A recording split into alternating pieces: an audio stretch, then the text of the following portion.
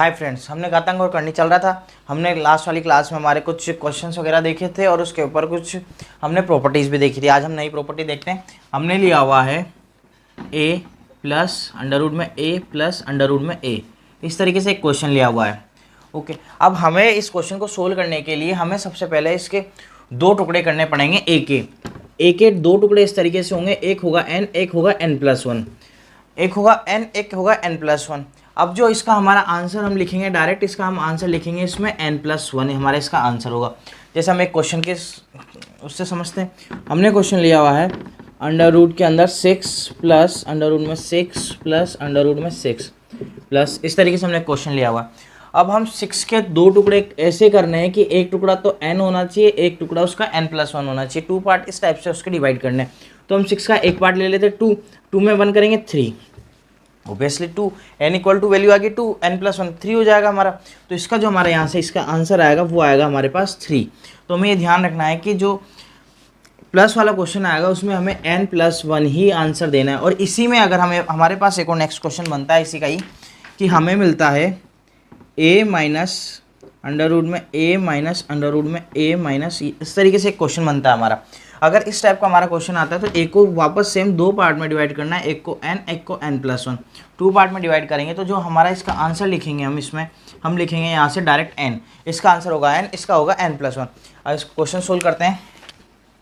हम लेते हैं इसमें 12 माइनस अंडर रूट में 12 माइनस अंडर रूट में 12 डैश डैश। अब हम 12 को दो पार्ट में से डिवाइड करेंगे, एक पार्ट होगा इसका n, एक पार्ट होगा इसका n+1। तो इसका दो पार्ट में डिवाइड हो गया n, 3 और 4 में। अब जो हम इसका आंसर लिखेंगे तो हमारे पास जो इसका आंसर आएगा वो इसका आंसर आएगा हमारे पास 3, क्योंकि हमें इसका आंसर चाहिए ओनली n। तो इस तरीके से हम इन क्वेश्चन को सोल्व करते हैं। इसमें कुछ और प्रॉपर्टीज़ और है वो भी देखते हैं। हम एक और प्रॉपर्टी देखते हैं। अंडर रूट में अंडर रूट में अंडर रूट में ये जा रहा है हमारा n तक। अब हम इसको लिखेंगे 2 की पावर a की पावर, क्योंकि यहाँ पे हमारे पास a, तो a की पावर में 2 की पावर n-1, 2 की पावर n-1 अपॉन 2 की पावर n, ये हमारा इसका आंसर होगा। हम इसको एक क्वेश्चन के माध्यम से समझते हैं। हमने क्वेश्चन लिया हुआ है under root 8 under root 8 under root 8। अब उससे पता लग जाएगा a क्या है और n क्या है। अब यहाँ से हमें जो वैल्यू दी हुई है, हमने यहाँ पे देखा था अंडर रूट में a, तो यानी कि a की वैल्यू जो होगी हमारे पास 8 अंदर जो लिखी हुई। अब हमें चाहिए n की वैल्यू। n की वैल्यू क्या होनी चाहिए? n की वैल्यू होगी कि जितनी बार इसमें आ रहा है। तो 8 कितने 1 2 3 टाइम्स आ रहा है तो ये वैल्यू हो जाएगी हमारी 3।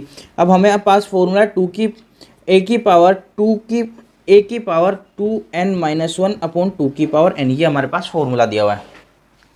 a की वैल्यू रखेंगे 8, 2 की पावर n का मान 3 माइनस 3, यहाँ पे -1 अपॉन नीचे 2 की पावर n, यानी कि 2 की पावर अगेन 3। तो यहाँ से हम करेंगे सोल्व, तो 8 2 की पावर 8 2 की पावर 3 है तो ये हो जाएगा 8 -1 अपॉन 8। तो यहाँ से हमारी वैल्यू आएगी 8 की पावर 7/8, ये हमारे इसका आंसर होगा। इस तरीके से ये वाले क्वेश्चन हम सोल्व करेंगे। अब हम यहाँ पे नेक्स्ट देखते हैं। ये हमारा n तक नहीं है, ये हमारा क्वेश्चन n तक नहीं है, हमारा ऑलरेडी यही ऐसे ही छोड़ दिया इन्होंने। अब इस क्वेश्चन को पता नहीं हमें कहाँ तक है, तो हम इसका डायरेक्ट आंसर लिखेंगे a में। डायरेक्ट आंसर हो जाएगा हमारा a, प्रॉपर्टी है इसकी एक। अब हमें क्वेश्चन दिया हुआ है यहाँ से कि अंडर रूट में 3 अंडर रूट में 3 अंडर रूट में 3 डैश डैश। अब हम इसका डायरेक्ट आंसर यहाँ से लिख सकते हैं 3, बट हम इसको एक बार चेक भी करते हैं कि आया कैसे। तो हम x की वैल्यू लिखेंगे अंडर रूट में 3 अंडर रूट में 3 अंडर रूट में 3, इस तरीके से हमने x की वैल्यू लिख दी। अब हम इस दोनों जो साइड है, दोनों साइड का हम स्क्वायर करते हैं। जब हम इसके दोनों साइड का स्क्वायर करेंगे तो x square equal to 3 under root में 3 अंडर रूट में 3, ये वाली वैल्यू बन जाएगी। अब हमने इसको इक्वेशन नंबर 1 दी हुई है यहाँ पर। अब हमने इक्वेशन नंबर 1 दी हुई है तो हम यहाँ देखते हैं x इक्वल टू ये वाली वैल्यू है। अब हमें ये भी डैश डैश कहाँ तक दी हुई है हमें पता नहीं है, तो हम यहाँ से x स्क्वायर इक्वल टू 3, तो ऐसा कैसे आएगा। और ये जो जो बाकी हमारी जो वैल्यू बनी हुई है वो x के इक्वल है, तो यहाँ से आ गया हमारे पास 3x। अब हम इसको x square minus 3x equal to 0, ये हमारी एक इक्वेशन बन जाएगी। ये वाली ये हमारी एक इक्वेशन बन गई। अब हम इस इक्वेशन को जब सोल्व करते हैं तो हम ये इक्वेशन लिखते हैं x square minus 3x equal to 0।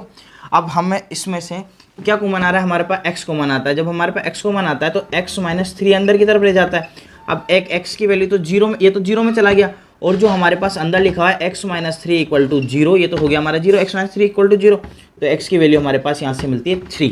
तो ये वाली जो वैल्यू आई है वो इस तरीके से आई है हमारे पास।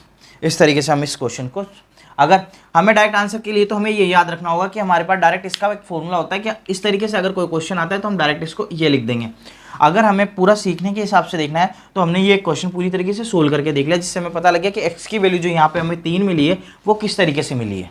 देखते हैं, हमारे यहाँ लिखा हुआ है अंडर रूट के बाहर में एक a है हमारे पास, ये एक a जो है ये हमारे अंडर रूट के बाहर लिखा हुआ है a इंटू, बाकी सारी चीज़ें अंडर रूट तक अंदर लिखी हुई है n मान तक।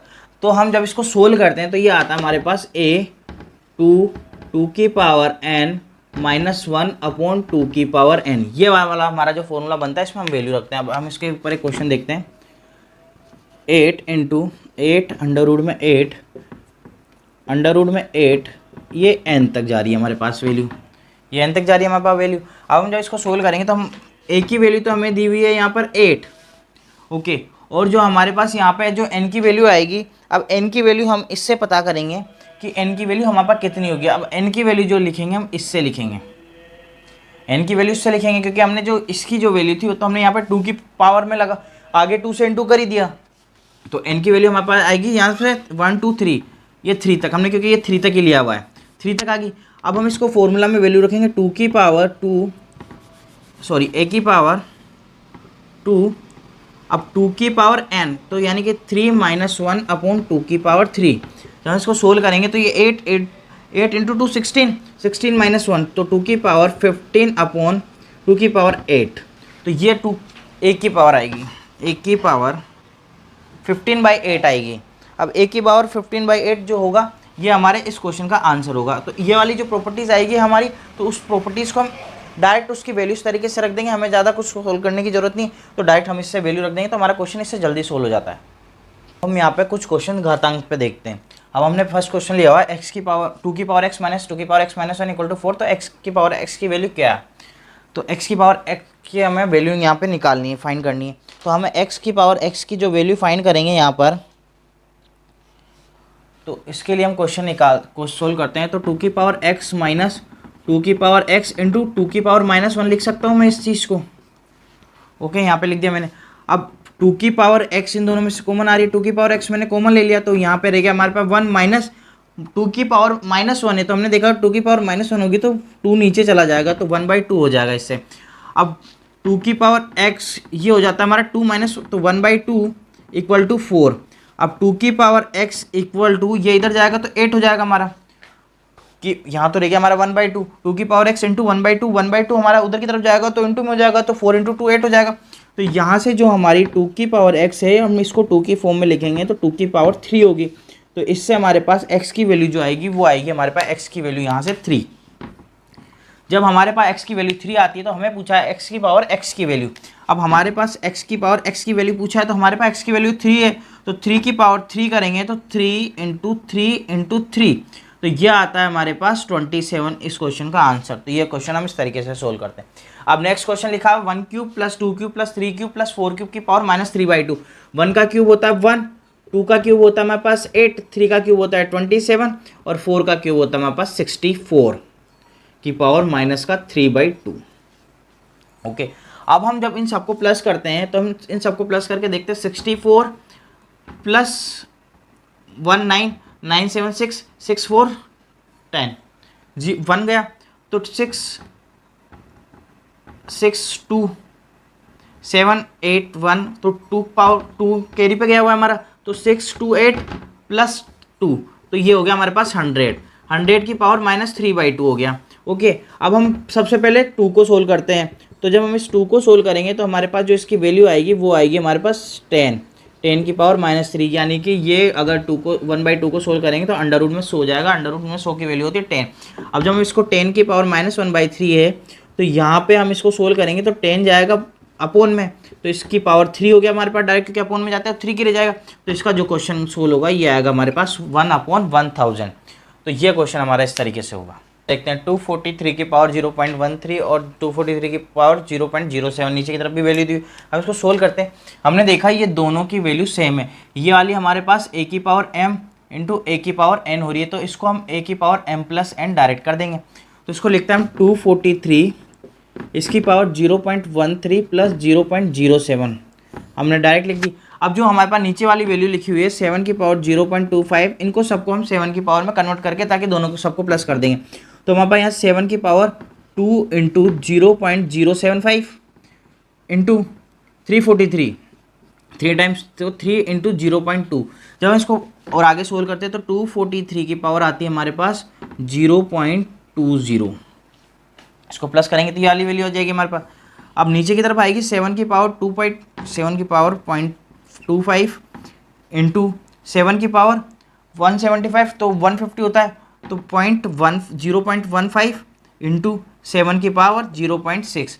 अब हम इन सबको प्लस करते हैं तो 5 5 10, तो यहाँ पे हम लिखते हैं 243 की पावर 0.20 अपॉन 5 5 10, तो 7 की पावर 0 और 2 1 3 4 4 6 10, तो ये वाली वैल्यू आएगी। तो इससे हम लिखेंगे 243 की पावर 0.20 अपॉन 7। तो ये वाला जो होगा इसको जब हम सोल्व करेंगे तो ये हमारा आंसर आएगा। अब हम जो ये 20 जो हमने लिखा हुआ है, इस 20 को हम आगे सोल्व करते हैं तो 5 इंटू 4 लिख देते हैं। इसको हम 20 जो लिखा हुआ है इसको हम 5 इंटू 4 लिख देंगे, 243 की पावर 0.20। अब 243 को हम 3 में इसको कन्वर्ट करेंगे क्योंकि हमारे इस तरीके से हम इसको आंसर तो लिख नहीं सकते। अब हम जब इसको कन्वर्ट करेंगे तो हम देखते हैं कि 3 की पावर अगर हम 5 करते हैं, 3 की पावर अगर हम 5 करते हैं तो 5 इंटू 0.20 अपॉन 7। जब हम इसको सोल्व करेंगे तो 3 की पावर 1 आ जाएगी हमारे पास, तो इससे डायरेक्ट हम आंसर लिख सकते हैं 3/7। 5 इंटू 2 करेंगे 10 आएगा, तो 1.0 इसकी वैल्यू आएगी, तो हमारे पास डायरेक्ट इसकी वैल्यू आ जाएगी 3/7। अब नेक्स्ट क्वेश्चन देख के 9 की पावर 2। अब नीचे दिया हुआ है 3 की पावर 16 में, तो हम इसको सबको 3 की पावर में कन्वर्ट कर लेते हैं। 2 इंटू 2 इंटू, अब देखते हैं हम 18। अब 18 को हम क्या लिख सकते हैं, हम 18 को लिखेंगे 9 इंटू, या तो हम एक काम करते हैं इन सबको 9 की फॉर्म में कन्वर्ट कर लेते हैं। तो 9 की पावर 2 इंटू 9 इंटू 2 की पावर 4। ओके, अब हम यहाँ से लिखेंगे तो हम 9 लेंगे तो 1, तो इसको इस तरीके से लिखेंगे क्योंकि इसको इस तरीके से 2 की पावर और 8, इस तरीके 3 की पावर 2, इसको मैंने 3 की पावर 16 को इस तरीके से लिखा। अब ये 2 अंदर ही लिखा हुआ है तो 9 की पावर 8 डायरेक्ट लिख सकता हूँ मैं इसको इस तरीके से। तो ये हमारे पास आ गया 9 की पावर 8। ओके, 9 की पावर 8 आया तो 9 की पावर 2 इंटू 9 की पावर 4 इंटू 2 की पावर 4 में इसको इस तरीके से a इंटू बी की पावर मेरे पास n लिखा हुआ तो a की पावर n इंटू बी की पावर n लिख सकता हूँ। हमने फॉर्मूले देखे थे ये, इसकी कुछ प्रॉपर्टीज़, और ये वाली जो प्रॉपर्टीज़ थी ये थी हमारी n की पावर, ये वाली इस वाली में हो जाएगा तो वो इंटू हो जाते हैं। फिर इसको हम डायरेक्ट लिख के a n इंटू m कर सकते हैं हम। अब नीचे लिखा है 9 की पावर 8। अब जब हम इन दोनों को प्लस करेंगे तो 9 की पावर 6 और 9 की पावर 8, तो 2 की पावर 4 अपॉन 9 की पावर 2 आ जाएगा। ओके, अब जब हम इसको आगे सोल्व करेंगे तो ऊपर आएगा हमारे पास 16 और नीचे आएगा हमारे पास 81। तो इसका जो हमारे पास आंसर आएगा ये आएगा हमारे पास 16 अपॉन 81। यही हमारा इस क्वेश्चन का आंसर होगा।